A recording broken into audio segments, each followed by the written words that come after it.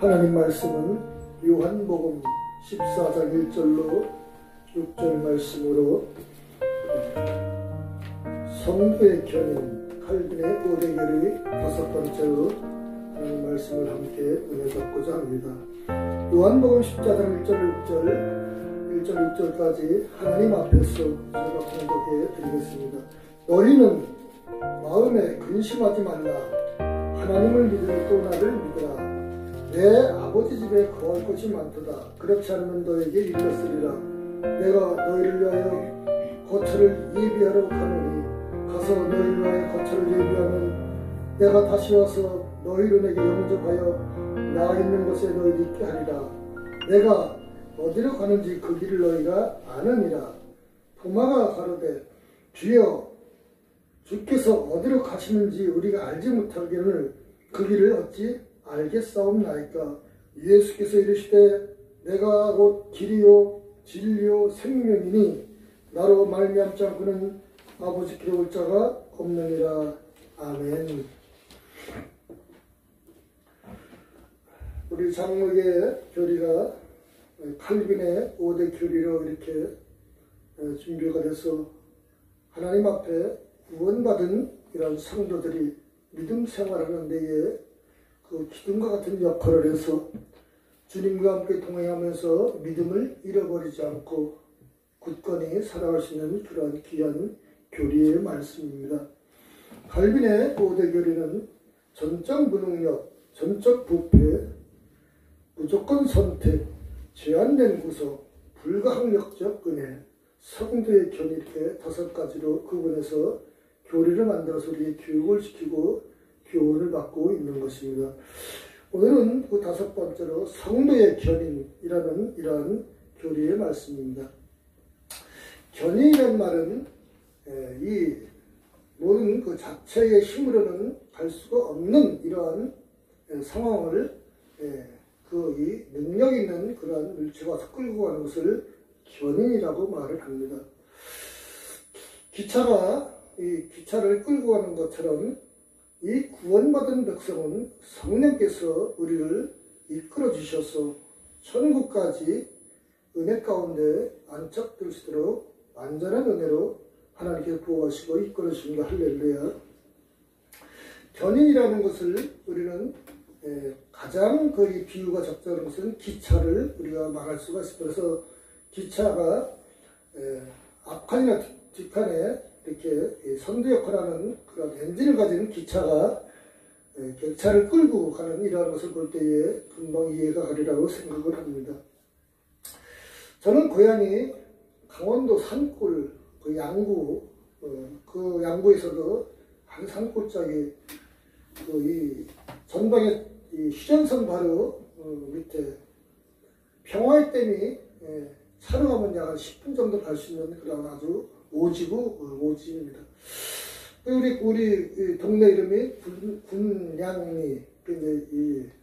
그래도 그 시골에 강원도에서 논이 많아서 이 군인들의 양식을 저장하는 그런 동네라 그래서 군량리를 군인들이 먹는 쌀을 저장하는 동네라 그래서 이름이 군량리. 좀 발음하기가 그렇지 않습니까? 그래서 군량리라는 동네에서 이렇게 자랐는데 17살 때까지 기차 구경을 못 해봤어요.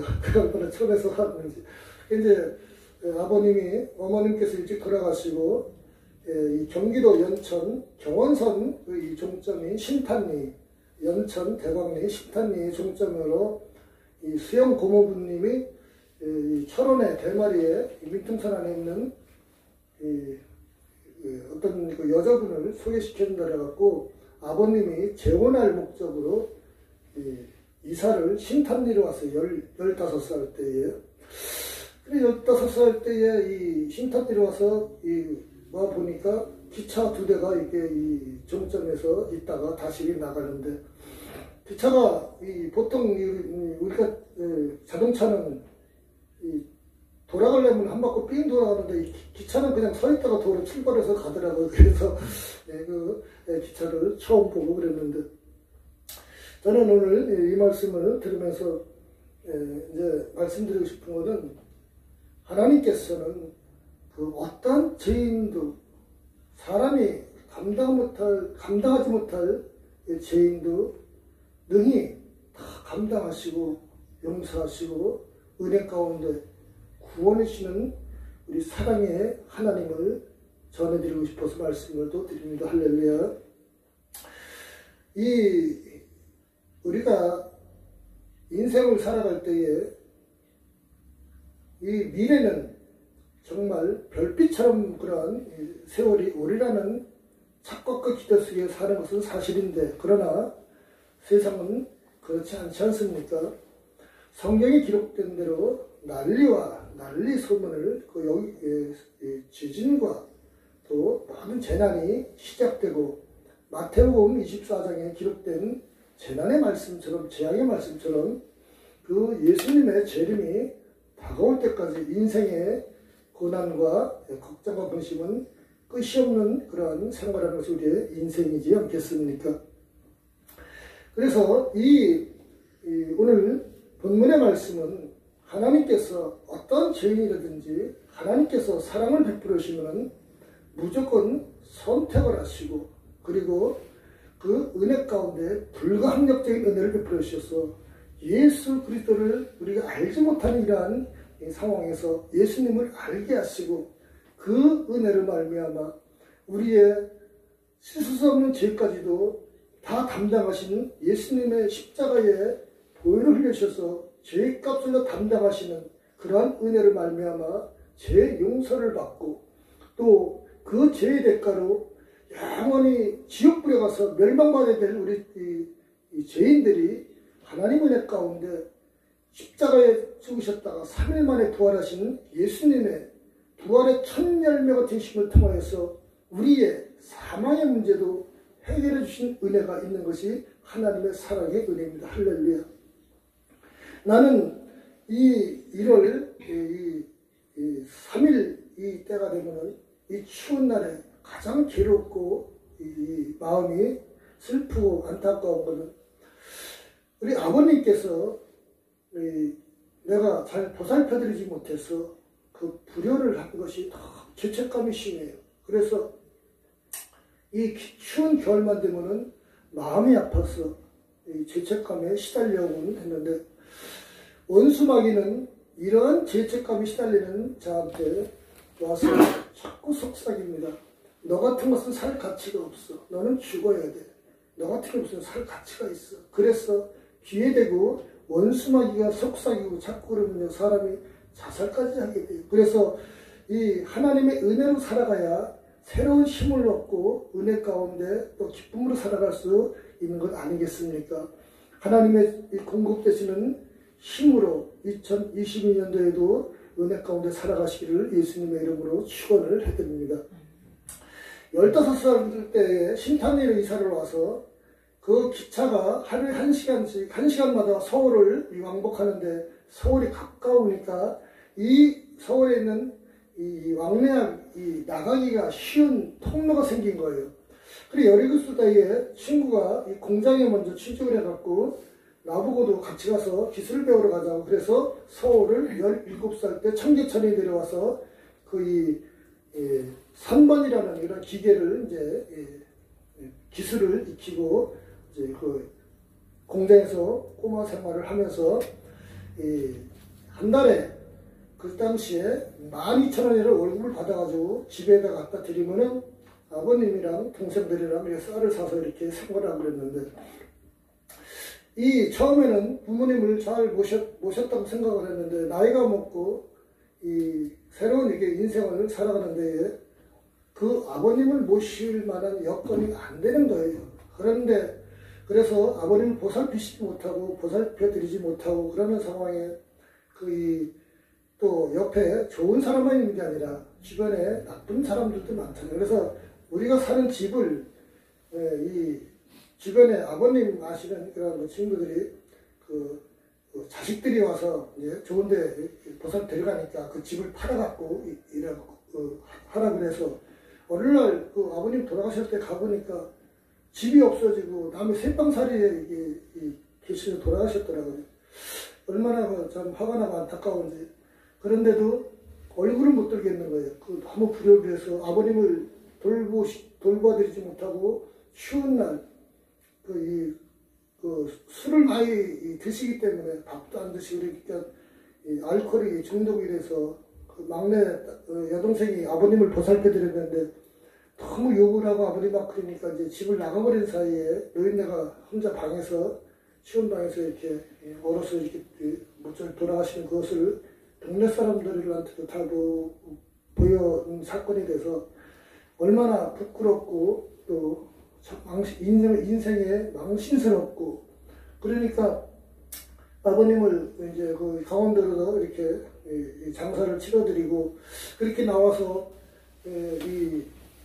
정리를 해드렸는데 이 죄책감이라는 것은 이루 말할 수가 없어요. 그래서 그 당시에는 내가 하나님을 몰랐고 예수님을 모르는 상황이기 때문에 어떻게 이 추운 날 되고 이렇게 되면은 그 마음이 너무 괴로운 거예요. 그래서 그 죄책감 때문에 교회를 찾게 되고 그래서 하나님 앞에 나 같은 죄인 부려자식을 용서해달라고 눈물로 호소하고 기도를 하고 할 줄 모르는 그렇게 아래서 하나님의 은혜를 받아서 예수를 믿게 되는 계기가 됐긴 했지만은 이 10계명의 5번째 사람에게 첫 계명이 내 부모를 공경하라 그렇게 되어 있는 그 계명을 하나님을 알았든지 못 알았든지 어찌됐든지 그 불효를 행한 이 처절한 그런 마음속에 가슴이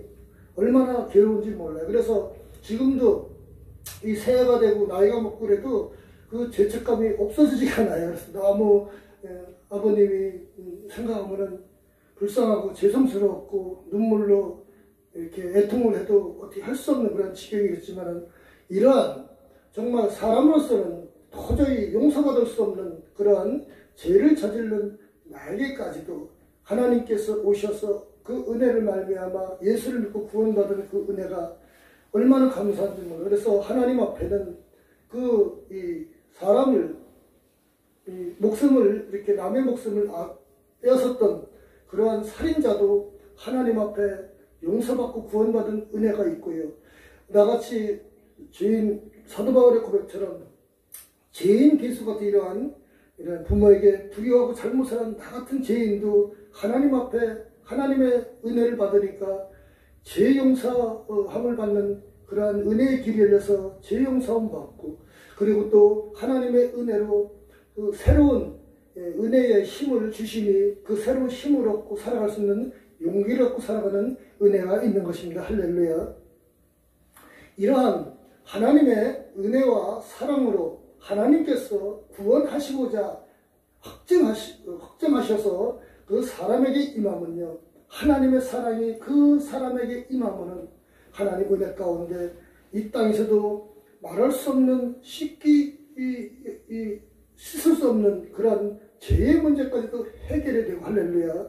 그 하나님의 자녀 삼아주시니 긍휼히 계신 하나님의 사랑으로 이 땅에 살면서도 시와 때를 따라서 이른 비와 늦은 비를 공부하신 그 은혜 가운데 하나님의 은혜로 먹고 입고 쓰고 하는 것 아무 염려 없이 살을 수 있는 길이 열려지고 할렐루야. 그리고 또한 이 하나님 앞에 우리가 강건해야 7, 80, 120인데 그래도 이 마지막 인생의 자기의 황혼이 이러한 날이 저물 때에 갈 곳 없는 고아가 아닌 하나님 나라 천국에 갈 수 있는 그러한 소망을 갖고 살으니 하나님 앞에 은혜에 감사를 드릴 수가 있는 것입니다. 할렐루야. 제가 오늘 이 성도의 견인을 이렇게 말씀드리면서 제가 하고 싶은 말씀을 드리는 것은 하나님 앞에 너무 감사하고 너무 받은 은혜가 많고요. 그 은혜를 말미암아 그 죄책감도 없어지는 것은 아닌데 그때마다 또 하나님 앞에 잘못을 시인하고 용서를 구하고 또 그 은혜 가운데 하나님께서는 다 그 죄를 뒤로 받아만 지구밖까지 다 기억도 안 하신다고 하지만은 때때로 올라오는 그런 것까지도 다 하나님께서 마음도 용서해 주시고 새로운 힘을 주시고 은혜 주시고 능력 주신 은혜가 있어서 하나님 앞에 감사의 고백을 할 수가 있는 것입니다. 할렐루야. 악한 원수마귀에 이렇게 이 원수마귀가 지배받는 사람은요, 절대로 이 회개를 하지 않아요. 인정을 안 합니다. 누가 잘못을 하고 누가 이렇게 지적을 하면은 맞아, 내가 잘못했지, 이런 이 자기의 잘못을 절대로 시인을 안 하는 게 마귀입니다. 그래서 이 마귀에게 열리던 이러한 인생이 되면요, 끝까지 이 자기 잘못을 뉘우치기는 마음으로 뉘우칠 수는 있어도 그것을 회개하지 않고 인정하지 않고, 그것이 악한 마귀의 속성입니다. 할렐루야. 이래서 하나님 앞에 은혜 가운데 붙잡히면요, 잘못을 시인하고 솔직히 얘기를 하고, 그리고 용서를 받고, 그래서 화합을 하고 평안하고 화평하고 이런 은혜 생활을 하지만은, 마귀에게 이 영향을 받고 마귀에게 붙잡히고 귀신이 자꾸 거기에 그 역사를 하면요, 사람은 마음이 강팍해져서 절대로 자기 잘못을 시인하지 않고요, 그래서 그 마지막에는 마귀와 함께 지옥불에 가서 영원한 형벌을 받는 이러한 인생의 끝이 있는 것이 성경이 말씀하시는 말씀입니다. 이 칼빈의 5대 교리를 이렇게 쭉 공부를 해보면 성경에서 말씀하시는 거하고 아주 정확한 그런 말씀을 이렇게 요약을 해서 우리에게 교훈을 해주는 것은 참으로 우리가 배울 수 있는 것이 얼마나 감사한지 몰라요. 이 성도의 견인의 전적 무능력, 전적 무패, 이것은 그 에덴 동산에서 인류의 대표자인 아담이 하나님과의 계약을 했지만, 인류의 대표자가 이 대표가 선악과를 따먹음을 통해서 영원히 죽을 수밖에 없는 죄가가 온 인류에게 전해지고, 그 죄의 오염으로 말미암아 하나님 앞에 가중처벌을 받는 이러한 인생, 저주받은 인생, 타락된 인생, 멸망받을 수밖에 없는 인생으로 전락을 하게 된 것이죠. 그래서 우리가 아무리 깨끗한 생활을 한다고 해도요, 여러분, 우리가 이 커튼이나 가리고 벽이 가리면 안 보여서 그렇지, 사람마다 이 실상을 알아보면요, 여자를 보고 음욕을 품으면 이미 예수님께서 간음을 해야 된다 그렇게 말씀하시는데, 그 오염들은요, 이루 말할 수가 없어요. 그래서 누구를 지적을 하고 누구를 지적하기 전에 예수께서는 남의 눈에 티를 보는 것보다 내 눈에 들보를 먼저 보라고 하신 그 말씀이 우리가 이해가 가지 않겠습니까? 우리나라의 대통령이 되었던 분도 이렇게 나올 때에 그 말씀 한마디가, 나는 하늘 보고 한 점 부끄러움이 없다고 얘기를 하는 것을 볼 때에 안타깝더라고요. 물론 하나님은 안 믿으니까 그런 말 할 수 있지만요, 하늘 한 점 보고 부끄러움이 없는 사람은 절대로 없고요. 내가 오이도에 가서 이 바람을 쐬러 갔는데, 그 박근혜 전 대통령 탄핵을 하면서 그 서명하라고 그러면서 거기 있는 분들이 한 분이 죄 없는 박근혜라고 이렇게 얘기를 할 때에 어찌 죄가 없겠습니까? 그렇다고 내가 거기서 논쟁을 하는 것은 되게 무의미하기 때문에 말은 한마디 안 했지만은, 사람마다요, 이 죄의 오염들을 이렇게 내놓고 보면요, 감옥에 안 갈 사람이었고요, 하나님 앞에 저주 안 받은 인생이 없는 것 아니지 않겠습니까? 그래서 이러한 죽었던 인생이 전적 무능력, 이미 죽었던 인생이고, 하나님께서 무조건 선택을 해주십니다. 이것은 하나님의 사랑이요, 하나님의 은혜요, 하나님께서 하시는 생명의 주권입니다. 인간이 죽었던 시체가 어떻게 무슨 권한에 있겠습니까? 그래서 하나님께서 무조건 선택을 받은 이러한 은혜는요, 너무 감사한 거예요. 세상을 볼 때에 무슨 지혜가 있겠으며, 무슨 돈이 있겠으며, 무슨 권력이 힘이 있겠어요. 가장 미련하고 가장 어리석고, 정말 인간의 모습으로 볼 때에 정말 빵점짜리 인생에도 불구하고 하나님께서 무조건 선택을 해주신 것, 전적 하나님의 은혜인 줄 믿습니다. 할렐루야. 나 자신을 볼 때에 그런 사람이거든요. 또 하나님께서는 제한된 구속이라는 겁니다. 모든 사람들이 다 천국 가는 건 아니지 않겠습니까? 우리가 지금 우리 주변을 볼 때에도 모든 사람들이 다 예수님을 믿는 건 아니잖아요. 그러니까 이 하나님의 하시는 그러한 일에 대해서는 하나님의 권한이고 권능인 것입니다. 불가항력적인 은혜 네 번째, 이 은혜를 받으면요 하나님의 사랑을 못 받을 사람이 없어요. 할렐루야. 지난주에 사도행전 9장에 이르렀던 사도 바울이 다메섹 도상에서 성도들을, 예수 믿는 성도들을 잡아다가 감옥에 가두고 죽이려고 하는 이러한 살기등등한 이러한 사도 바울이 가다가 그가 이 예수를 거의 이단으로다가 규정을 했기 때문에 율법을 어긴 이러한 이단자라고 생각했기 때문에 자기가 하는 일이 옳다고 자기가 착각을 해서 그 일을 행할 때에 하늘에서 빛이 내려와서 사울아 사울아 내가 어찌하여 나를 핍박하느냐 주여 누시니이까 물었을 때에 나는 내가 핍박하는 예수라 이 음성을 듣고 꼿꼿해져서 그 후에 그가 사람에게 가장 귀한 것은 천하보다 귀한 것은 사람의 생명이라는 것을 그가 알고 있어 예수를 위해서 자기의 가졌던 모든 세상에 뜬다 것은 배설물처럼 여겨버리고 전도 여행을 해서 가는 곳마다 교회를 세우고 목사님을 세우고 장로들을 세워서 생명을 구원하게 하고 나중에는 세계에 복음을 전파하는 목적을 가지고 가이사 황제 앞에 이르러서 자기가 복음을 전하겠다는 생각을 가지고 가서 그 일을 하다가 순교하시는 그러한 영광의 그러한 이 일생을 보내셨지 않겠습니까? 이러한 것처럼 하나님의 이 불가항력적인 은혜는 사람마다 다 다르게 임하지만 목적은 하나님께서 구원하시는 목적이 하나이기 때문에 그 은혜가 임하면요 하나님의 은혜를 못 받을 사람이 없습니다. 할렐루야.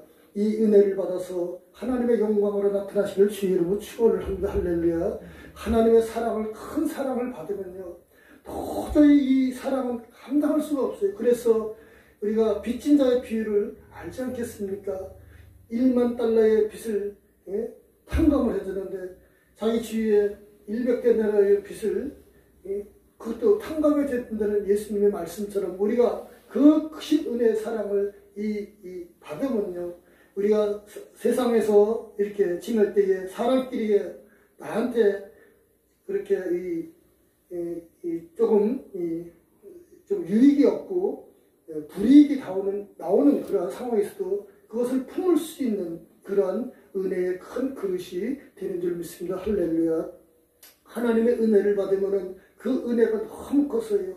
정말 그 기쁨을 이루 말할 수가 없고 하나님의 크신 사랑을 받고 은혜를 받으면요. 마음의 기쁨이 생기니까 가장 먼저 오는 것이 건강이 찾아와요. 할렐루야. 그래서 이 기쁨 마음이 생기면은 제일 먼저 유장병이 고쳐지잖아요. 할렐루야. 유장병은 70% 80% 전부 신경성이거든요. 그래서 사람이 화가 나고 성질이 나고 혈압이 올라오고 그러면은 제일 먼저 밥 먹기가 싫고 밥이 먹으면 소화가 안 되고 그렇지 않습니까? 그러나 마음이 기쁘고 즐거우면은 그 음식이 맛있고 달고 얼마나 감사해요. 그래서 이 집에서도 자식이나 모든 유대와 연관된 그런 이 집안의 형제들이랑 다 잘되고 기쁜 소식을 들으면은 모여서 맛있는 게 잔치도 베풀고 만찬하는 것처럼 하나님의 은혜를 받으면요 너무너무 감사해서 지옥 갈 사람이 하루아침에 편해서 천국 갈 길이 열려서 그 은혜에 감사해서 이 기쁨이 마음에 편함이 생기니까 음식이 맛있고 그래서 위장병이 고쳐지면요 다음에 또 다른 병도 고쳐져 이런 은혜의 건강이 첫째로 회복이 되고 그래서 이 하나님의 은혜로 평안한 삶을 살으니까 성실과 인내로 살아가니까 물질의 축복이 모여지고 이것이 하나님의 축복인 줄 믿습니다. 할렐루야. 오늘 본문에 요한복음 14장 1절 7절 말씀에 너희는 마음에 근심하지 말라 이 말씀을 하시는 것은요 근심이 없다는 얘기가 아니에요. 이 땅에 살아가면서 근심 걱정 없는 사람이 누가 있겠습니까? 미래가 불확실하고 현재의 삶이 고단하고 힘들고 걱정 근심거리가 많은데 이 마음에 근심하지 말라. 이 마음의 걱정 근심을 하나님 앞에 맡겨서 그 은혜 가운데 평안함으로 사시려는 거예요. 할렐루야. 이 근심 걱정 염려가 올 때마다 하나님 앞에 맡기시는 은혜가 있기를 주의 이름으로 축원합니다. 마귀는 자꾸 우리 어깨에다가 머리에다가 큰 보따리를 하나 인생들 자꾸 갖다가 맡게 돼서 그 근심 걱정을 갖다 맡길 때에 우리는 그것을 그 오는 즉시 하나님 앞에 기도로 맡겨서 평안함과 응답으로 사시길 주의 이름으로 축원합니다. 내 마음에 하나님 앞에 내가 기도해야지 이런 마음이 들을 때면요, 하나님께서 나에게 무슨 큰 축복의 선물을 또 주시려는 것보다 그거를 먼저 생각을 해야 돼. 할렐루야. 그래서 하나님께서 복을 주시려고 준비를 하시면요, 그 마음에 기도를 시키셔요. 할렐루야. 그래서 이 물질이라든가 돈이라든가 건강이라든가 자식이라든가 모든 문제가 이 고민하실 때에 기도하려는 마음이 생기면요, 하나님께서 큰 축복을 준비하고 있다는 사실을 인지하시고 믿으실 주의를 축원합니다. 그리고 오늘 이 예수께서 이 제자들을 놔두고 하나님 나라 이제 간다고 이 말씀을 하고 있던 제자들이 근심 걱정이 너무 많은 거예요. 예수님 이 스승이 가신다니까 자기들이 어떻게 할 수 없는 이 말씀을 할 때에 예수님께서 직접 말씀하시는 그 말씀이 너희는 마음에 근심하지 말라. 하나님을 믿으니 또 나를 믿으라. 내 아버지의 집에는 거할 것이 많다. 할렐루야. 이 말씀을 해서 제자들에게 은혜 말씀을 주신 것입니다. 할렐루야. 성도의 견인은 하나님께서 이 성도들을 성령께서 우리에게 죄를 깨닫게 하시고 그리고 모든 그 상황을 인지하셔서 성령께서 우리를 천국까지 다 완전히 안착될 수 있는 그런 은혜로 이끌어 가시고 인도하시고 지도하시고 살펴주시고 보호해 주신 줄 믿습니다. 할렐루야.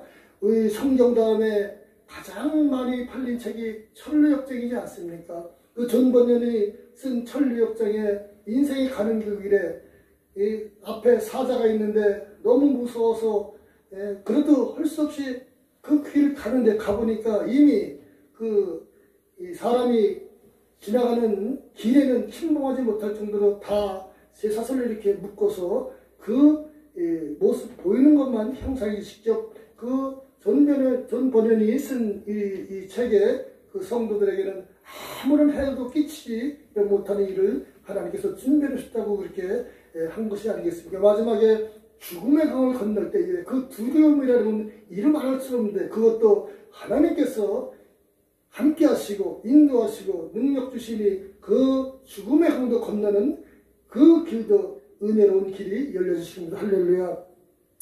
우리도 하나님 앞에 갈 때에 이 자식이나 주변 사람들한테 그런 말씀을 해야 되지 않겠습니까?